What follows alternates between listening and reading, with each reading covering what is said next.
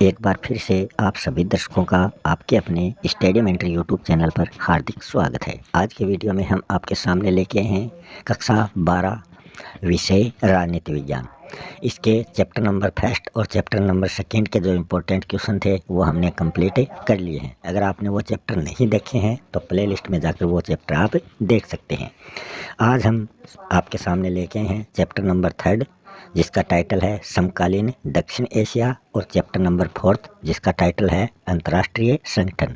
इन दोनों चैप्टरों को हम एक ही वीडियो में कंप्लीट करने जा रहे हैं। कंप्लीट कर लिए हैं। अगर आपने वो चैप्टर नहीं देखे हैं तो प्ले लिस्ट में जाकर वो चैप्टर देख सकते हैं। अगर आपने अभी तक चैनल को सब्सक्राइब नहीं किया है तो चैनल को सब्सक्राइब ज़रूर कर लें।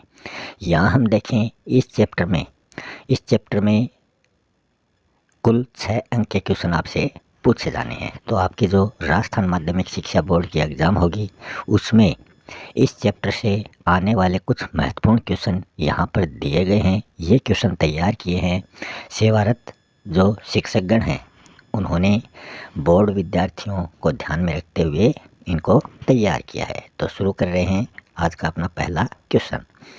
पहले क्वेश्चन की बात करें, निम्नलिखित में से कौन सा देश दक्षिण एशिया का अंग नहीं है वाला बताना है। तो इसमें चीन जो है ये दक्षिण एशिया का अंग नहीं है। बाकी पाकिस्तान, मालदीव, भूटान ये तीनों दक्षिण एशिया के अंग हैं। अगला है, श्रीलंका के लोकतंत्र को एक कठिन चुनौती का सामना करना पड़ा। निम्न में से वह कौन सी कठिन चुनौती है? तो वो है जातीय संघर्ष।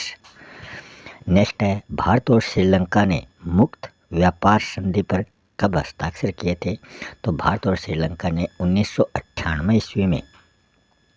ऑप्शन नंबर थर्ड जो है ये इसका जवाब हो जाएगा। अगला क्वेश्चन है, दक्षिण एशिया के कौन से देशों में लोकतांत्रिक और सैनिक दोनों तरह के नेताओं का सामना रहा है? तो इसमें हम बात करें पाकिस्तान और बांग्लादेश। फिर रिक्त स्थानों की पूर्ति कीजिए, यहाँ से भी क्वेश्चन पूछे जाएंगे। तो यहाँ हम बात करें दक्षिण एशिया में स्थित देश जो है वो श्रीलंका है, जो नस्लीय या फिर जातीय संघर्ष से पीड़ित रहा है। अगला है, राजतंत्र लोकतंत्र समर्थक समूह है वह अतिवादियों के बीच संघर्ष के कारण राजनीतिक अस्थिरता का वातावरण जो है वो नेपाल में बना हुआ है। चारों तरफ भूमि से घिरा हुआ जो देश है वो नेपाल और भूटान है। अगले रिक्त स्थान की बात करें, दक्षिण एशिया का वो देश है श्रीलंका जिसने सबसे पहले अपनी अर्थव्यवस्था का उदारीकरण किया था।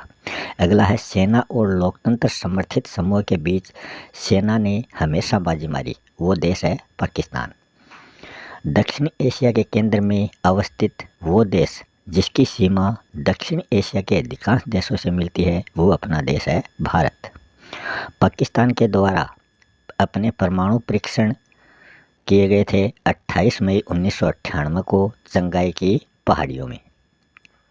नेक्स्ट है, सरक्रिक सीमा रेखा विवाद भारत और पाकिस्तान के मध्य कच्छ के रण गुजरात से ये विवाद जुड़ा हुआ है।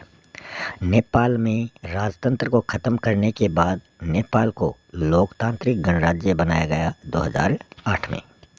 श्रीलंका को आज़ादी मिली थी 1948 ईस्वी में। श्रीलंका का तत्कालीन नाम जो सिलोन है, फिर है सिलोन का नाम बदलकर, मतलब तत्कालीन नाम पहले इसका सिलोन था और बाद में इसका नाम श्रीलंका पड़ा। सिलोन का नाम बदलकर श्रीलंका 1932 ईस्वी में किया गया था। शीत युद्धकालीन सैन्य गुट सीटों में पाकिस्तान शामिल हुआ था 1954 ईस्वी में।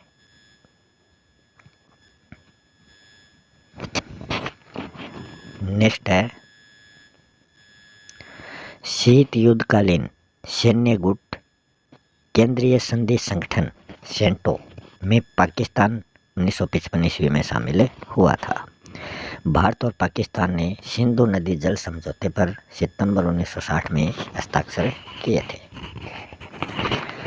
ग्रामीण क्षेत्रों में छोटी बचत व सहकारी व्यवस्था के ऋण के कारण किस देश को गरीबी कम करने में मदद मिली है? तो वो है बांग्लादेश। बांग्लादेश ग्रामीण बैंक के संस्थापक मोहम्मद यूनुस को वर्ष 2006 का नोबेल पुरस्कार दिया गया था। नेक्स्ट है, वह है हिमालय देश जहां संवैधानिक राजतंत्र है जो हर तरफ से भूमि से घिरा हुआ है, वो है भूटान। नेक्स्ट क्वेश्चन है, श्रीलंका में जातीय संघर्ष में किसकी भूमिका जो है वो प्रमुख रही है? वो रही है 1983 ईस्वी के बाद उग्र तमिल संगठन लिट्टे का श्रीलंकाई सरकार के साथ संघर्ष शुरू हुआ था। नेक्स्ट है, भारत और पाकिस्तान की ओर से सिंधु नदी जल समझौते पर हस्ताक्षर किसने किए थे? तो वो किए थे भारत के प्रधानमंत्री पंडित जवाहरलाल नेहरू और पाकिस्तान के राष्ट्रपति अयूब खान ने।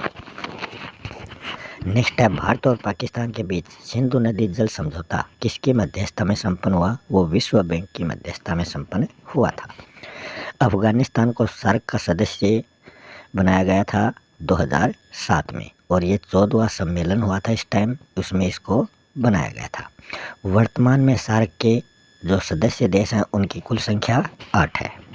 भारत और चीन के मध्य 1962 ईस्वी में युद्ध हुआ था। भारत चीन युद्ध के समय भारत के जो प्रधानमंत्री थे वो थे पंडित जवाहरलाल नेहरू। भारत चीन युद्ध के समय चीन का जो राष्ट्रपति था वो था माओ त्से तुंग। नेक्स्ट है, शेख मुजीबुर रहमान ने पूर्वी पाकिस्तान को ज़्यादा स्वायत्तता देने के लिए 6 सूत्री प्रस्ताव कब रखे थे? 1966 में। भारत पाकिस्तान के बीच ताशकंद समझौता 10 जनवरी 1966 को हुआ था। लिट्टे का पूरा नाम लिबरेशन टाइगर्स ऑफ तमिल इलम है और लिट्टे संगठन की मुख्य मांग क्या थी? इनकी मुख्य मांग थी, लिट्टे संगठन की जो मुख्य मांग थी वो थी श्रीलंका के तमिलों के लिए पृथक राष्ट्र का गठन किया जाना। भारत पाकिस्तान के बीच हुए ताशकंद समझौते पर हस्ताक्षर किए थे भारत के प्रधानमंत्री लाल बहादुर शास्त्री और पाकिस्तान के राष्ट्रपति अयूब खान ने। भारत पाकिस्तान के बीच ताशकंद समझौता किसकी मध्यस्थता में हुआ था? तो वो रूस के तत्कालीन राष्ट्रपति कोशिगिन की मध्यस्थता में हुआ था। नेक्स्ट है, भारत व सोवियत संघ ने 20 सालों के लिए मैत्री संधि पर हस्ताक्षर किए थे अगस्त 1971 में। भारत व पाक युद्ध जो है वो दिसंबर 1971 ईस्वी में हुआ था और बांग्लादेश का निर्माण हुआ था। भारत पाकिस्तान के बीच शिमला समझौता 3 जुलाई 1972 को हुआ। भारत पाकिस्तान के बीच शिमला समझौता हुआ था, उस पर हस्ताक्षर किए थे भारत की ओर से प्रधानमंत्री इंदिरा गांधी ने और पाकिस्तान की ओर से जुल्फिकार अली भुट्टो ने इस पर हस्ताक्षर किए थे। भारत ने परमाणु परीक्षण जो किए थे वो 2 किए थे। पहला किया था 18 मई 1974 को पोखरण जैसलमेर में और दूसरा परमाणु परीक्षण 11 और 13 मई 1998 को खतोलाई पोखरण जैसलमेर में। भारत द्वारा किए गए प्रथम परमाणु परीक्षण को नाम दिया गया था ऑपरेशन स्माइलिंग बुद्धा। भारत द्वारा किए गए दूसरे परमाणु परीक्षण को नाम दिया गया ऑपरेशन शक्ति। दक्षिण सार्क के पहले सम्मेलन जो ढाका बांग्लादेश में हुआ था, इसमें दक्षिण एशिया के देशों ने दक्षिण के घोषणा पत्र पर हस्ताक्षर जो थे वो दिसंबर 1985 में किए थे। भारत पाकिस्तान के बीच एक दूसरे के परमाणु ठिकाने व सुविधाओं पर हमला न करने के समझौते पर 1988 में हस्ताक्षर किए थे। भारतीय शांति सेना का श्रीलंका में अभियान जो हुआ था वो 1987 से 1990 तक हुआ था। इस अभियान के तहत ऑपरेशन पवन, ऑपरेशन त्रिशूल, ऑपरेशन विराट और ऑपरेशन चेकमेट चलाए गए थे। नेक्स्ट है, भारतीय शांति सेना श्रीलंका में कब व किस समझौते के तहत गई थी? ये गई थी 1987 ईस्वी में और समझौते का नाम था राजीव जयवर्धने समझौता। फरक्का संधि क्या है? गंगा नदी के पानी में हिस्सेदारी के मसले को भारत और बांग्लादेश के बीच दिसंबर 1996 में फरक्का संधि पर हस्ताक्षर किए गए थे। सार्क का पूरा नाम क्या है? सार्क का पूरा नाम है south Asian association for regional cooperation.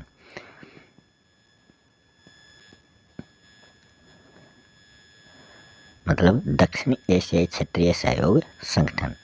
फिर है साप्टा। साप्टा का पूरा जो नाम है वो है दक्षिण एशिया वरीयता व्यापार संधि। इस पर हस्ताक्षर कब हुए थे? तो सार्क के 7वें सम्मेलन में जो 1993 में हुआ था, इस समय इस पर हस्ताक्षर हुए थे और ये समझौता 1995 ईस्वी से प्रभावी हुआ था। साफ्टा मतलब दक्षिण एशिया मुक्त व्यापार संधि पर हस्ताक्षर जो थे वो कब किए गए और इसका मुख्य उद्देश्य क्या था? सार्क के 12वें सम्मेलन में फरवरी 2004 में ये समझौता 1 जनवरी 2000 समझौता हुआ और 1 जनवरी 2006 से ये प्रभावी हुआ था। इसका उद्देश्य है सार्क के सदस्य देश के मध्य मुक्त व्यापार को बढ़ावा देना। दक्षिण एशिया क्षेत्र की विशेषताएं बतानी है तो यह एक ऐसा क्षेत्र है जहां सद्भाव और शत्रुता, आशा और निराशा तथा पारस्परिक शंका और विरासत सभी साथ में बसते हैं। नेक्स्ट है ऐसे 2 मामले बताइए जिन पर भारत बांग्लादेश पर सहयोग व आपसी मतभेद है।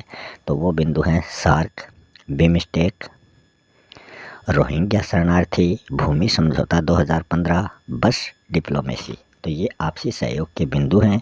और आपसी मतभेद के बिंदुओं की बात करें तो वो है तीस्ता नदी विवाद, मोहरी नदी विवाद, नवमूर द्वीप विवाद, पीर दावाह की घटना, फैंसी डील तस्करी विवाद, चकमा शरणार्थी समस्या। तो ये आपसी मतभेद हुए हैं। अगला है दक्षिण एशिया में विपक्षी संबंधों को बाहरी शक्तियां किस प्रकार प्रभावित करती हैं। तो ये आर्थिक सहायता देकर, सैन्य अड्डे किराए पर लेकर, हथियारों की सप्लाई करके इन देशों में आपसी टकराहट पैदा करना, ये इनकी शक्तियां हैं। विचारधारा के आधार पर सैनिक संगठनों का गठन करके उनका सदस्य बनाया जाता है। नेक्स्ट है दक्षिण एशिया के देशों के बीच आर्थिक सहयोग की राह तैयार करने में सार्क की भूमिका जो है वो महत्वपूर्ण है। तो भूमिका आपको बतानी है। आपसी सहयोग व व्यापारिक क्षेत्र को बढ़ाना तथा क्षेत्रीय समस्याओं का समाधान करना। नेक्स्ट है दक्षिण एशिया पद का सम्मेलन किन देशों के लिए किया जाता है। तो ये दक्षिण एशिया पद का इस्तेमाल 7 देशों के लिए किया जाता है। जो वो देश हैं भारत, पाकिस्तान, बांग्लादेश, नेपाल, भूटान, श्रीलंका और मालदीव। नेक्स्ट है पाकिस्तान में लोकतंत्र के स्थायी न बन पाने के क्या कारण हैं। तो यहाँ सेना, धर्मगुरु, भूस्वामी, अभिजनों का सामाजिक दबदबा रहा है। इसकी वजह से कई बार निर्वाचित सरकारों को गिराकर सैनिक शासन जो है वो कायम हुआ है। नेक्स्ट है श्रीलंका में तमिल समस्या क्या है, इसकी टिप्पणी आपको करनी है। फिर अथवा में यही क्वेश्चन है, श्रीलंका में जातीय संघर्ष पर आपको टिप्पणी लिखनी है। तो इसका जवाब हो जाएगा आज़ादी के बाद से श्रीलंका की राजनीति पर बहुसंख्यक सिंहली समुदाय के हितों की नुमाइंदगी करने वालों का दबदबा रहा है। यह लोग भारत छोड़कर श्रीलंका आवासी एक अल्पसंख्यक तमिल आबादी के खिलाफ है। सिंहली राष्ट्रवादियों का मानना था कि श्रीलंका में तमिलों के साथ कोई रियायत जो है वो नहीं बरती जानी चाहिए और उन्हें ना ही कोई अधिकार दिए जाने चाहिए, क्योंकि श्रीलंका सिर्फ सिंहली लोगों का ही देश है। सिंहली लोगों और श्रीलंका की सरकार द्वारा तमिलों के प्रति उपेक्षा भरे बर्ताव से एक उग्र तमिल राष्ट्रवाद की आवाज़ बुलंद हुई है। इस कारण से श्रीलंका को जातीय संघर्ष का सामना करना पड़ा है। 1983 के बाद से उग्र तमिल संगठन लिबरेशन टाइगर्स ऑफ तमिल इलम मतलब लिट्टे श्रीलंकाई की है। श्रीलंका के उत्तरी पूर्वी हिस्से पर लिट्टे का नियंत्रण देखा जाता है। नेक्स्ट क्वेश्चन है लुक ईस्ट पॉलिसी और एक्ट ईस्ट पॉलिसी से आप क्या समझते हैं, ये बताना है। लुक ईस्ट पॉलिसी मतलब भारत के तत्कालीन प्रधानमंत्री पीवी नरसिम्हा राव ने 1992 ईस्वी में दक्षिण पूर्वी एशिया मतलब आसियान के साथ भारत के जुड़ाव को रणनीतिक व आर्थिक बढ़ावा देना है। और एक्ट ईस्ट पॉलिसी क्या है, ये सन 2014 ईस्वी में घोषित हुई एक्ट ईस्ट पॉलिसी का ही उन्नयन माना जाता है।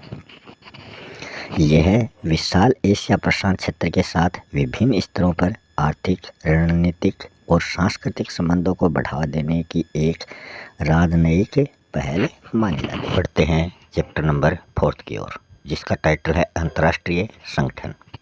संयुक्त राष्ट्र संघ का गठन मानवता को स्वर्ग तक पहुंचाने के लिए नहीं, बल्कि उसे नरक से बचाने के लिए हुआ। ये बात किसने कही है? तो ये बात कही है डेग हैमरशोल्ड ने। नेक्स्ट है, संयुक्त राष्ट्र संघ के सदस्य कितने राष्ट्र हैं? तो वो हैं 193। संयुक्त राष्ट्र संघ की आम सभा में कोई राष्ट्र जो है वो अधिकतम कितने प्रतिनिधि वहाँ भेज सकता है? तो वो अधिकतम 5 प्रतिनिधि वहाँ भेज सकता है। नेक्स्ट है, संयुक्त राष्ट्र संघ का अंतर्राष्ट्रीय जो न्यायालय है वो कहाँ पर है? तो वो है हेग, नीदरलैंड में।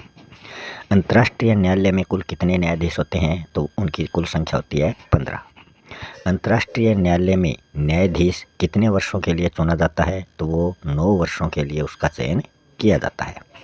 संयुक्त राष्ट्र संघ के मूल संस्थापक सदस्य कितने हैं? तो इसके सदस्य 51 हैं। IMF के कुल कितने सदस्य हैं? तो इसके हैं 189। तो आप देख सकते हैं सभी क्वेश्चन इम्पोर्टेंट हैं और IMF की फुल फॉर्म क्या होती है वो भी हम आगे आपको बताएंगे। नेक्स्ट है, IMF में सर्वाधिक मताधिकार किस देश के पास है? तो वो है अमेरिका के पास। IMF में भारत का कितने प्रतिशत मताधिकार का इसको हक है? तो भारत के पास इसका जो अधिकार है वो 2.64% है। संयुक्त राष्ट्र संघ के प्रमुख अंग जो हैं वो कितने हैं? तो वो हैं 6। सुरक्षा परिषद के अस्थायी सदस्यों का निर्वाचन कितने वर्षों के लिए किया जाता है? तो वो 2 वर्षों के लिए किया जाता है। संयुक्त राष्ट्र संघ की सुरक्षा परिषद की सदस्य संख्या 11 से बढ़ाकर 15 कर दी गई। तो कब की गई है? सन 1965 में। नेक्स्ट क्वेश्चन की हम बात करें, संयुक्त राष्ट्र मानवाधिकार परिषद की स्थापना कब की गई? तो वो की गई थी 2006 में। संयुक्त राष्ट्र मानवाधिकार परिषद में कुल कितने सदस्य हैं? तो वो हैं 47। संयुक्त राष्ट्र मानवाधिकार परिषद के सदस्य कितने वर्षों के लिए चुने जाते हैं? तो वो 3 वर्षों के लिए उनका चयन किया जाता है। अगला क्वेश्चन है, भारत ने UNO के चार्टर पर हस्ताक्षर किए थे? तो वो किए थे 30 अक्टूबर 1945 को।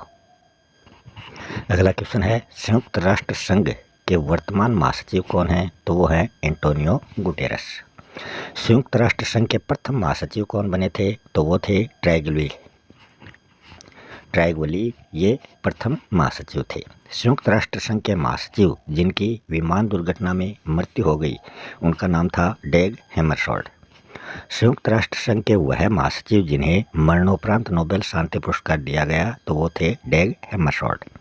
संयुक्त राष्ट्र के वह महासचिव जिन्होंने एन एजेंडा फॉर पीस नामक रिपोर्ट जारी की तो उनका नाम था बुतरस घाली। नेक्स्ट है, संयुक्त राष्ट्र संघ की सुरक्षा परिषद में सर्वाधिक बार वीटो का प्रयोग करने वाला जो देश है वो है सोवियत संघ रूस। फिर है भारत संयुक्त राष्ट्र संघ का सदस्य बना तो ये इसका मूल सदस्य बना है। संयुक्त राष्ट्र संघ का पूर्वगामी संगठन कौन सा था? तो वो था राष्ट्र संघ या लीग ऑफ नेशंस। महासचिव की नियुक्ति किसके द्वारा होती है? तो वो होती है सुरक्षा परिषद की सलाह पर महासभा महासचिव को नियुक्त करती है। नेक्स्ट है, संयुक्त राष्ट्र संघ का प्रमुख अधिकारी कौन होता है? तो वो होता है महासचिव। संयुक्त राष्ट्र संघ की न्यायिकता प्रणाली के अंतर्गत आने वाला अंतिम जो ट्रस्ट है टेरिटरी जो 1 नवंबर 1994 को आज़ाद हो गया उसका नाम है पलाऊ। सुरक्षा परिषद में कितने स्थायी और कितने अस्थायी सदस्य होते हैं? तो 5 तो इसमें स्थायी सदस्य होते हैं, 10 इसमें अस्थायी सदस्य होते हैं, कुल 15 सदस्य इसमें होते हैं। संयुक्त राष्ट्र की सुरक्षा परिषद में किन देशों के पास विशेषाधिकार की शक्ति या वीटो पावर है? तो वो है अमेरिका, रूस, चीन, ब्रिटेन और फ्रांस के पास वीटो पावर है। IMF की फुल फॉर्म क्या है? तो I की अंतर्राष्ट्रीय, M की मुद्रा, F की कोष। संयुक्त राष्ट्र संघ का वह अंग जिसकी वर्तमान में कोई उपयोगिता नहीं बची है वो है न्यास परिषद। नेक्स्ट क्वेश्चन है, संयुक्त राष्ट्र संघ की आर्थिक और सामाजिक परिषद में कुल कितने सदस्य हैं? तो वो हैं 54 सदस्य। संयुक्त राष्ट्र संघ का मुख्य उद्देश्य क्या है? तो इसका मुख्य उद्देश्य अंतर्राष्ट्रीय झगड़ों को रोकना और राष्ट्रों के बीच में सहयोग की राह दिखाना। UNDP की फुल फॉर्म क्या है? तो U की यूनाइटेड, N की नेशन, D की डेवलपमेंट और P की प्रोग्राम। अगला क्वेश्चन है, G7 के सदस्य देशों के नाम आपको बताने हैं। तो कौन से देश हैं जो G7 में शामिल हैं? America, Japan, Germany, France, Britain, Italy और कनाडा, ये G7 के सदस्य हैं। संयुक्त राष्ट्र संघ स्थापना दिवस किस तिथि को मनाया जाता है? तो ये 24 अक्टूबर को मनाया जाता है। क्यों? क्योंकि संयुक्त राष्ट्र संघ की स्थापना जो हुई थी वो 24 अक्टूबर 1945 को हुई थी। इसी कारण 24 अक्टूबर को संयुक्त राष्ट्र की स्थापना का दिवस मनाया जाता है। इसका चार्टर भी इसी दिन लागू हुआ था। संयुक्त राष्ट्र सुरक्षा परिषद की सदस्य संख्या 15 कब की गई? तो ये 1965 में, तो ये संख्या बढ़ाकर 11 से 15 कर दी गई। पहले 11 थी और 1965 में इसको 15 कर दिया। भारत सुरक्षा परिषद के कौन से सदस्यों की संख्या में बढ़ोतरी का समर्थक है? तो वो स्थायी और अस्थायी दोनों तरह के सदस्यों को बढ़ाने के पक्ष में भारत रहा है। IAEA की फुल फॉर्म क्या है? तो I की अंतर्राष्ट्रीय, A की आणविक, E की ऊर्जा और A की एजेंसी, ये तो इसकी फुल फॉर्म हो गई। इसकी स्थापना कब की गई? तो वो 1957 में की गई थी। कहाँ की गई? वियना, ऑस्ट्रेलिया में। नेक्स्ट है, अटलांटिक चार्टर पर हस्ताक्षर किसने किए और कब किए? तो किसने किए थे? अमेरिकी राष्ट्रपति रूजवेल्ट और ब्रिटेनी प्रधानमंत्री चर्चिल के द्वारा इस पर हस्ताक्षर किए गए थे और ये हस्ताक्षर 24 अगस्त 1941 को किए गए थे। ग्लोबल वार्मिंग क्या है और इसके क्या प्रभाव पड़ेंगे? तो पहले हम समझें ग्लोबल वार्मिंग मतलब विश्वव्यापी तापवृद्धि। इसका मूल कारण वातावरण में जो ग्रीन हाउस गैसें हैं वो बढ़ जाती हैं, जिससे क्या होता है? धरती का तापमान बढ़ जाता है। इससे समुद्र तल की ऊंचाई भी क्या होती है? वो भी बढ़ जाएगी। इस कारण से विश्व के समुद्र तटीय जो इलाके हैं, जिससे बड़े बड़े शहर भी शामिल होते हैं, वो इसमें डूब जाते हैं। अगला क्वेश्चन है, एमनेस्टी इंटरनेशनल क्या है? तो एमनेस्टी इंटरनेशनल जो है वो एक स्वयं सेवी संगठन है और यह पूरे विश्व में मानव अधिकारों की रक्षा के लिए अभियान चलाता रहता है। नेक्स्ट है, ह्यूमन राइट्स वॉच क्या है? तो ह्यूमन राइट्स वॉच जो है ये एक मानवाधिकार की वकालत है और उनसे संबंधित अनुसंधान करने वाला एक अंतर्राष्ट्रीय स्वयंसेवी संगठन है। यह अमेरिका का सबसे बड़ा अंतर्राष्ट्रीय मानवाधिकार संगठन माना जाता है। नेक्स्ट है, अंतर्राष्ट्रीय मुद्रा कोष क्या है? तो अंतर्राष्ट्रीय मुद्रा कोष एक अंतर्राष्ट्रीय संगठन है जो वैश्विक स्तर की वित्त व्यवस्था की देखरेख करता है और मांगे जाने पर वित्तीय और तकनीकी सहायता हमेशा उपलब्ध करवाता है। नेक्स्ट क्वेश्चन है, सुरक्षा परिषद पर संक्षिप्त टिप्पणी लिखिए। तो सुरक्षा परिषद के बारे में आपको बताना है। तो सुरक्षा परिषद संयुक्त राष्ट्र संघ का एक प्रमुख अंग है। इसमें कुल सदस्य 15 होते हैं, जिनमें 5 स्थायी होते हैं और 10 अस्थायी होते हैं। अस्थायी सदस्यों का कार्यकाल 2 वर्ष का होता है और जिसका चुनाव महासभा करती है। सुरक्षा परिषद के कोई 2 कार्य बताओ। तो 2 कार्य हैं, अंतर्राष्ट्रीय स्तर पर शांति और सुरक्षा बनाए रखना। दूसरा कार्य है किसी बड़ी घटना या विवाद की जांच का आदेश जारी करना। नेक्स्ट है, यूएनओ के प्रतीक चिन्ह में क्या मुद्रित है? तो यूएनओ संयुक्त राष्ट्र संघ का जो प्रतीक चिन्ह है ये दुनिया का नक्शा इस पर बना हुआ है और इसके चारों ओर जैतून की पत्तियां दर्शाई गई हैं जो विश्व शांति का संकेत करती हैं। नेक्स्ट है, हथियार लड़ाने से अच्छा है जबान लड़ाई जाए। ये कथन पूछा है किसका है? तो ये चर्चिल महोदय ने ये बात कही है। नेक्स्ट क्वेश्चन है, विश्व व्यापार संगठन क्या है? विश्व व्यापार संगठन मतलब world WTO world trading organisation. तो ये वैश्विक व्यापार के नियमों को तय करता है और यह संगठन general agreement on trade and tariff मतलब GATT के उत्तराधिकारी के रूप में 1 जनवरी 1995 से काम कर रहा है। इसके सदस्यों की संख्या की बात करें तो वो 164 हैं और यह संगठन हर फैसला सभी सदस्यों की सहमति से उनकी आम राय से करता है। इसके उद्देश्य की बात करें तो इसका उद्देश्य है भेदभाव रहित व्यापार, उचित प्रतियोगिता और बाजार तक पहुंच। नेक्स्ट है IAEA पर टिप्पणी लिखिए। आई मतलब इंटरनेशनल अंतर्राष्ट्रीय और ए एटॉमिक मतलब आणविक और ई एनर्जी मतलब ऊर्जा और ए मतलब एजेंसी। तो ये इसकी फुल फॉर्म है। इसकी स्थापना 1957 ईस्वी में की गई थी और इसका मुख्यालय वियना ऑस्ट्रिया में है। यह संगठन परमाणविक ऊर्जा के शांतिपूर्ण उपयोग को बढ़ावा देने और सैन्य उद्देश्यों में इसके इस्तेमाल को रोकने की कोशिश करता है। नेक्स्ट है UNO के सामने किन दो तरह के बुनियादी सुधारों की आवश्यकता हुई है। तो वो सुधार बताने हैं। तो इसमें हम देखें संगठन की बनावट और इसकी प्रक्रिया में सुधार हुआ है। संयुक्त राष्ट्र संघ विभिन्न देशों के बीच सहयोग बढ़ाने और विकास को बढ़ावा देने में ज़्यादा बड़ी भूमिका निभाए। सुरक्षा परिषद के स्थायी सदस्यों की संख्या में वृद्धि की जाए। इस संगठन के न्यायाधिकार में आने वाले मुद्दों की समीक्षा की जानी चाहिए। नेक्स्ट क्वेश्चन है संयुक्त राष्ट्र संघ में अमेरिकी प्रभुत्व के कारण क्या हैं। तो इसके कई कारण हैं जिनमें है एकमात्र महाशक्ति मतलब एक ध्रुवीय विश्व व्यवस्था में अमेरिका का वर्चस्व जो है वो पूरे विश्व पर हो चुका है।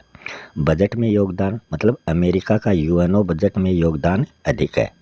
नौकरशाह मतलब संयुक्त राष्ट्र के अधिकतर कर्मचारी अमेरिका के हैं। अगला है अमेरिकी भूक्षेत्र। संयुक्त राष्ट्र संघ का मुख्यालय अमेरिकी भूक्षेत्र पर स्थित माना जाता है। नेक्स्ट है वीटो पावर। वीटो पावर में आएगा अमेरिका के पास वीटो पावर है जिससे वो किसी भी निर्देश को मानने से इनकार कर सकता है। अगला क्वेश्चन है सुरक्षा परिषद के क्या कार्य हैं। तो विश्व में शांति स्थापित करना, अपने निर्णयों को लागू करवाने की कार्यवाही करना, किसी देश द्वारा भेजी गई शिकायत पर विचार करना, झगड़ों को सुलझाने का प्रयास करना, ये इसके कार्य हैं। UNO की 4 प्रमुख एजेंसियों के नाम लिखने हैं। विश्व स्वास्थ्य संगठन, वर्ल्ड हेल्थ ऑर्गेनाइजेशन, संयुक्त राष्ट्र विकास कार्यक्रम, यूनिसेफ और यूनेस्को, ये इसकी 4 प्रमुख एजेंसी हैं। नेक्स्ट है UNO के 6 अंग कौन से हैं। UNO के 6 अंग हैं महासभा या फिर आम सभा, सुरक्षा परिषद, सचिवालय, अंतर्राष्ट्रीय न्यायालय, आर्थिक एवं सामाजिक परिषद, ट्रस्टीशिप काउंसिल, ये इसके 6 सदस्य हैं। अगला है भारत सुरक्षा परिषद का स्थायी सदस्य क्यों बनना चाहता है। कोई 4 कारण लिखिए। या फिर ये क्वेश्चन इस प्रकार से भी पूछा जा सकता है, आपके मतानुसार क्या भारत संयुक्त राष्ट्र सुरक्षा परिषद का सदस्य बनने की योग्यता रखता है। अपने उत्तर के पक्ष में कोई 4 तर्क आपको देने हैं।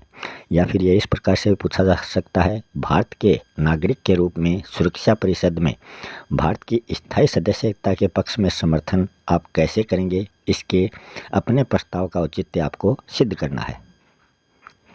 इसका जवाब हो जाएगा भारत सुरक्षा परिषद का स्थायी सदस्य बनने की योग्यता रखता है। इसके पक्ष में कई तर्क हैं। पहला तर्क है भारत विश्व की सबसे बड़ी आबादी वाला दूसरा देश है। चीन के बाद इसका दूसरा नंबर आता है जनसंख्या में। भारत में विश्व की कुल जनसंख्या का 17.5 वह जो भाग है वो यहाँ पर निवास करता है। भारत विश्व का सबसे बड़ा लोकतंत्र है। भारत ने संयुक्त राष्ट्र संघ की सभी पहलकदमियों में भाग लिया है। संयुक्त राष्ट्र संघ के शांति बहाल करने के प्रयासों में भारत लंबे समय से ठोस भूमिका निभाता आ रहा है। इसके अलावा भारत अंतर्राष्ट्रीय पटल पर तेजी से उभरती हुई आर्थिक शक्ति है। अगला है भारत ने संयुक्त राष्ट्र के बजट में नियमित रूप से अपना योगदान दिया है तथा कभी भी अपने भुगतान से वो कभी चूका नहीं है। नेक्स्ट क्वेश्चन है सुरक्षा परिषद के लिए 4 आवश्यक मानदंड बताइए। जो उसकी सदस्यता के लिए ज़रूरी हो। तो वो मानदंड है बड़ी आर्थिक और सैन्य ताकत होना, संयुक्त राष्ट्र संघ के बजट में ऐसे देश का योगदान ज़्यादा हो, आबादी के लिहाज से बड़ा राष्ट्र हो, ऐसा देश जो लोकतंत्र और मानवाधिकारों का सम्मान करता हो। नेक्स्ट क्वेश्चन है अंतर्राष्ट्रीय संगठन की आवश्यकता को समझाइए। तो इसकी आवश्यकता के कई कारण हैं, जिनमें मुख्य समस्याओं के शांतिपूर्ण समाधान हेतु ये संगठन सहयोग के उपाय जुटाने में सहायक होते हैं। ये संगठन नियमों तथा नौकरशाही की रूपरेखा तैयार करते हैं। ये शांति और प्रगति के प्रति मानवता की आशा का प्रतीक होते हैं।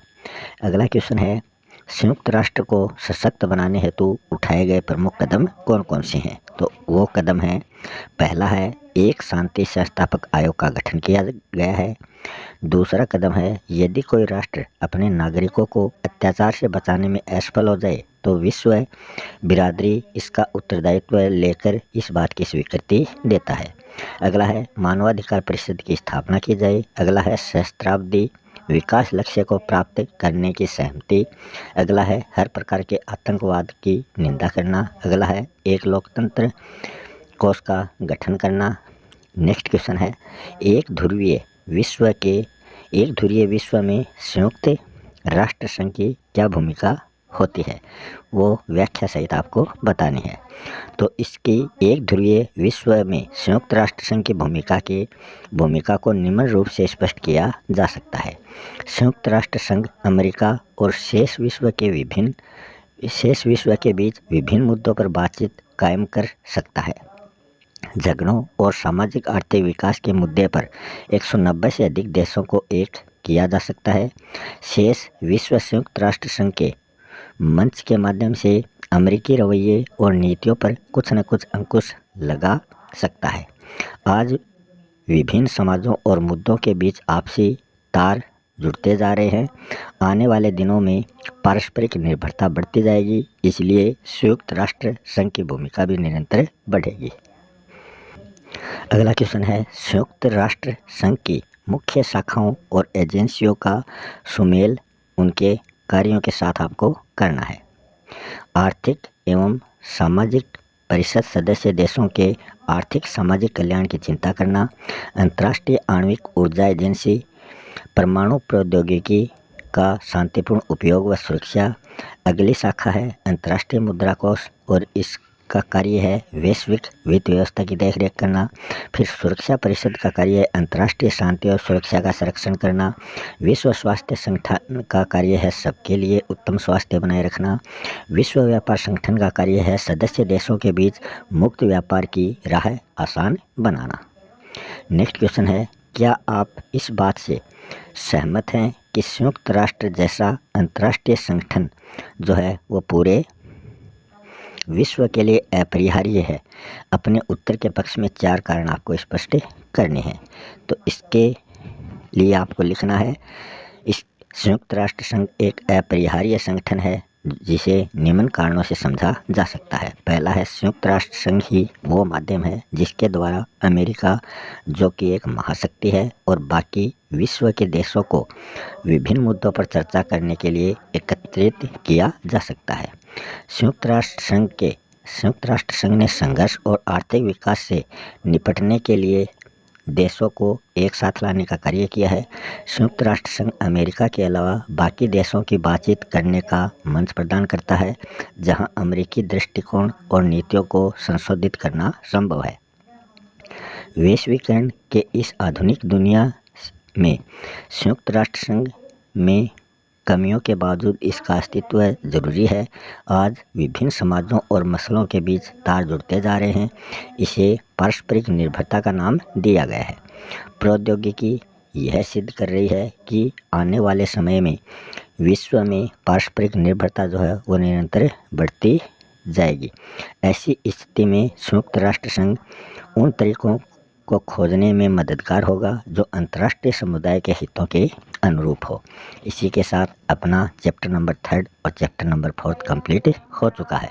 मिलते हैं अगले वीडियो में किसी नए टॉपिक के साथ। अगर आपने अभी तक चैनल को सब्सक्राइब नहीं किया है तो चैनल को सब्सक्राइब ज़रूर कर लें। मिलते हैं नेक्स्ट वीडियो में एक नए टॉपिक के साथ। तब तक के लिए आप सभी का बहुत बहुत धन्यवाद।